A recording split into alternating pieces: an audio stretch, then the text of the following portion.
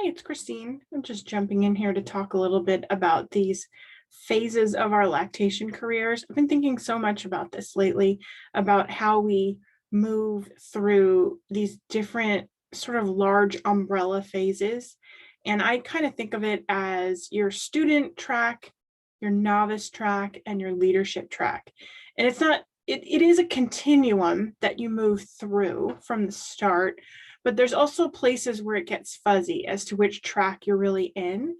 And I think that talking about those transitions can be really important to help you recognize when you're in a transition, because sometimes you can't even tell until later you realize, oh, that was the thing that really helped me feel like I had moved on. So I think when you're in the student track, this is when you're deciding that you want to enter this field, when you're figuring out how, when you're studying and training, when you're getting your certification, you're mentoring or being mentored. And I think there's so much that you can gain from being part of a community when you're in this track. And I see this happen in Facebook groups all the time in sort of an unstructured way. People just ask questions and then other people chime in and say, oh, you should do this, or here's what I did. And that's just incredibly valuable for people. And I think there's a lot that students learn from case studies, even before they get into their formal mentoring. They need to hear from people who are working in the field what it's really like and what they're encountering. I think that students need to understand, that there are many different ways to approach counseling and how to ask the right questions when you're working with clients. I think counseling can be really intimidating for people, especially how to approach the beginning of a consultation. For people who are introverted, or people who are shy, or people who don't interact with others easily, where it takes energy for them, I think they need that sort of exposure to how other people approach that issue. If you have sensory processing issues, then it might take some different types of tools and techniques for you to enter into a counseling situation or to be able to transition into teaching mode. And so there's needs that people have that go far beyond what's happening in the classroom. And that's kind of where sometimes people, I think, they become certified, but then they think, I don't really know how to do this. I know all the knowledge, I know all the expertise, but I don't know how to do it. And I think there's so much that we can remind students about keeping their global context, whether it's because they need that for the actual exam to become an IBCLC, or just because it helps to have that perspective when you're working with people and understanding the problems that they're having in lactation. I think students can use help with reviewing their plans for how they're getting trained and how they're studying. And I think that being able to have a community of people who've already been there can really be valuable, and to remind them that it isn't only about this process of becoming certified to do lactation work. The rest of your life is still happening while you're doing that. It doesn't happen in a vacuum. You might have a baby come into your life. You might have, a big problem happen in your family. You might have to move. There's so many other things that happen that most people don't get to just focus on this one thing while they're training and becoming certified. I think it can be very helpful to have a community around who can help you move through that. And then when people become certified or begin to work in the field of lactation, there's so much that goes on mentally and emotionally there that can use some support and structure to it. Gaining confidence in your expertise and skill, obviously it takes time, but it also can take feedback, and it can take knowing, that people are beginning to respect what you do, or people are noticing what you do. And you can't always see that without other people's lens and other people sort of chiming in on what's going on for you. I think during your novice phase, maybe toward the beginning, or maybe toward the middle of that, or, maybe you've been what you feel as a novice for a while before you start to discover that you have a real interest in one topic or one issue that happens in lactation, and you're sort of discerning what your specialty will be. What is your thing? What do you know the most about of all the people that you know who do this work? That's a big, important confidence booster for people to begin to understand that you're really good at this one part can make all the difference, because that's where you start to dream, well, hey, I know about this. I could teach other people about this. Or maybe I really need to do something to educate the public more about this. You really start to look ahead when you begin to discern what your specialty will be, if you're going to have one. And it can also be the thing that either creates that momentum for you to launch a private practice, or to actually laser focus your private practice on serving a specific population of perhaps people who are dealing with that issue, or people to whom that issue affects. There's so much you can gain by learning how workflows and processes work. And this is one that, for me, when I was in my, what I consider my novice phase, working in the hospital as an IBCLC, a lot of what I was interested in doing in between the face-to-face interaction with clients was improving the processes that we had on our lactation team, how we documented things, how we communicated with one another, how we tracked data. I always loved that part, and I was always changing things and asking for, the ability to make change to the processes that we had among our team. And I'm so grateful to them for having the patience to deal with me and to put up with all those changes. But I think we perfected a system that worked really well for us for so many reasons. I think in your novice phase, you really want to be starting to record the things that are happening to you, however you do that, whether it's little videos that you do on social media, whether it's writing a book, whether it's keeping or a blog, and, maybe just tracking cases that you deal with in a way that helps you remember what you learned.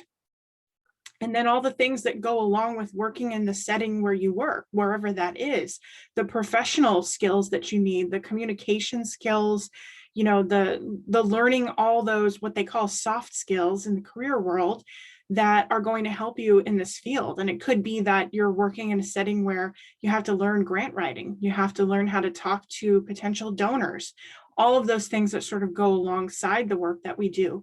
But those are the things that really start to open your eyes and give you that sense of, I really need to do a little bit more. And that's where you're transitioning into the leadership track. And that's where you're beginning to, think about, am I working in the right place? Do I need to think about making a move? Do I consider something completely different than what I've been doing? Or is what I'm doing the absolute perfect thing? And what I really need to do is document how I'm doing it. How do you transition if you're going to go work in a new setting or launch a private practice?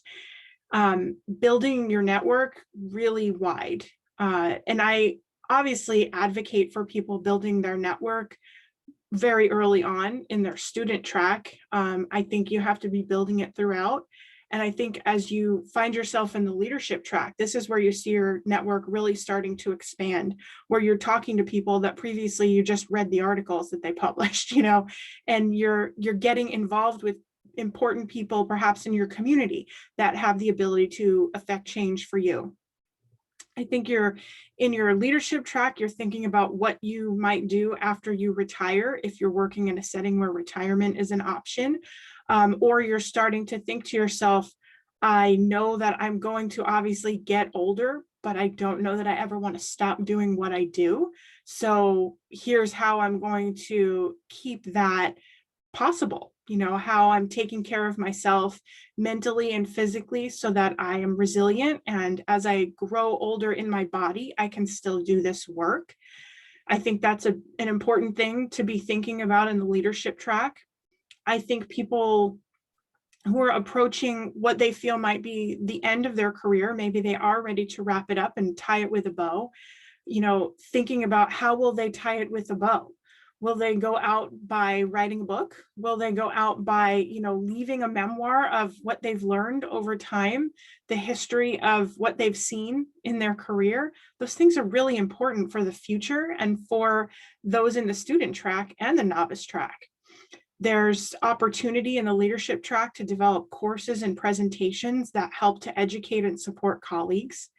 There's opportunity to advance some of the issues of lactation through advocacy and policy, perhaps working on those things in a formal way where you're approaching a legislature with a potential bill or some information they need to consider a bill. There's opportunity to really just create intentional ways of staying connected with the field and expanding the reach of the lactation field far beyond the traditional setting where we work. So I think all of these tracks really, as I've said, they really require connection with others. They require you to have conversations about what's happening for you, what you're observing, what you're feeling, and asking others, well, how did you manage this? What did you do when it was time to do that? And hearing what other people's experiences are. If you're a student and you're connected with people who are in a role where they're thinking about how to explain the importance of lactation to a legislature, that's an incredibly important thing for you to watch happen if you're ever going to be doing it yourself. So I think we all have to be connected throughout all of these tracks in order to make it happen. It helps us all evolve. It helps us figure out where we actually want to go. And, it's very easy. I always think about this. I was a huge fan of the show ER. And when ER was on, at some point, I don't know what season it was. I don't even really remember that much about it, but I do remember that there was an episode where they were interviewing potential residents to work in the hospital, and they were laughing amongst themselves, those who were doing the interviews, because they said, watch, every person who comes in, they want to be here because they want to help people. And it obviously, everyone who came in, that was part of their interview answer. And it just cracked me up at the time. And then I got into this work and I realized we all say the same thing. Why are you doing it? Because I want to help people be able to feed their baby the way they want to. It's true, we do. That's why we all get into it. But there's other strings attached to that we also want to do. And that can be a hard thing to figure out for some people. Some people are going to have a vision of what they want to do. I happen to be married to a person who we have found his, in second grade, he made a poster of, this is what I like to do, and this is what I think I'm going to do when I grow up. And he is what he wrote on the poster. So, some people know from the beginning exactly what they want to do and the impact they want to make, while others take time to evolve it. I'm one of those people. I didn't know that what I wanted to do most of all was support colleagues. I thought I wanted to help families and I do, and I still do that, but I really do get a lot of fulfillment out of helping colleagues. So I think we evolve those things, through communication and through opportunities to work on projects with people who are throughout that whole spectrum of those tracks of the career. And that's why I've developed this Evolve Lactation community to be a place where people can do that and to proactively offer members resources that I create that help them be intentional about thinking about those things. So it doesn't just happen. For me, a lot of it just happened and I figured it out along the way, just winging it. But I don't necessarily want everybody to have to wing it. I think there's a lot of people who could use that kind of structure and proactive framework for figuring out things, like really defining what your purpose is, really thinking about who the target population is that you've always wanted to reach and how you can best do that, how you can plan things to get started with that if you haven't already. Because sometimes we enter in with grand plans, but then we have to make decisions that are more reality based. Like I have to work in a place where they're going to pay me money to support my family, rather than I can work in a place where I can make my vision come true. So there's a lot of opportunity, in the Evolve Lactation community for those types of intentional reflection and conversation and planning for the future. That's why I created it. That's kind of what it's all about, making sure that people have the intentional opportunity to evolve what it is that they're doing, so they really can feel a sense of fulfillment and reward from the work that we do, because it isn't only about helping babies latch and helping people make milk. It's about so much more. And of course, those things are rewarding and fulfilling, especially if that is your particular focus. If that is your specialty that you discerned was important to you, that can be really fulfilling. And for other people, what they would rather do is help to write, help to create research that's going to give information to the people who are doing that. And I think there's just a lot of opportunity for people to learn from one another, learning from other people's mistakes or obstacles or just the way that they handle things, so that we all can get stronger and more resilient together, because we're going to need that to sustain our passion for as long as we want to do this work. I think we all should have the ability to do this work for as long as we want to, and as long as we feel that we can. And we'll feel better and more confident about that if we're supported right from the beginning. So that's kind of where my idea for this community came from. And I hope you'll think about joining. I know we can learn from you, no matter who you are and no matter how important you think you are right now. If you're feeling like you have no idea what you could possibly offer, I can guarantee you that you have something to offer. So we'd love to welcome you into the community if you're interested. You can get information right on my website at christinestorica.com/evolve. Talk to you soon. Bye.